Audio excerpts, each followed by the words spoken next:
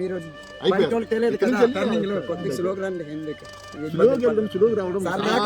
కష్టంతో ఇది. సో ఇక్కడ చూడండి, పోలీసు వాళ్ళు రాజు హెల్మెట్ లేని ఆల్రెడీ పాయింట్ కి ప్రవేశం లేదని. సో ఎందుకంటే చాలా డేంజరస్ మలుపులు ఉన్నాయి. సో అందుకే హెల్మెట్ అయితే క్యారీ చేయండి. సో వేర్ చేయండి. హెల్మెట్ ఉంటే మనకి చాలా మన ప్రాణాలు రక్షిస్తుంది.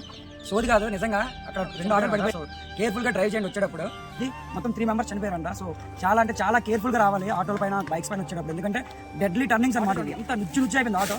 సో చూడండి ఆటో పరిస్థితి, ఈ ఆటో పరిస్థితి చూడండి, చాలా దారుణంగా ఉంది. ఇది జస్ట్ అవేర్నెస్ కోసం చేస్తున్న వీడియో. ఫ్యూచర్లో ఇలాంటివి రిపీట్ అవ్వకుండా ఉండడం కోసం, ఈ ప్లేస్లు ఎలా ఉంటాయో, ఎంత జాగ్రత్తగా రావాలో చెప్పడం కోసం మాత్రమే చేస్తున్నా. Please don't take it wrong way. మన దగ్గరలో ఉన్న ద బెస్ట్ వ్యూస్ని చూసే ప్లేస్ ఇదే, మనమే డెవలప్ చేసుకోవాలి. But again I'm saying, vehicles కండిషన్లో ఉండేటట్టు చూసుకోండి. ఇప్పుడే డెవలప్ అవుతుంది ఆర్లీ వ్యూ పాయింట్. సో మనం వెళ్తే ఇంకా డెవలప్ అవుతుంది.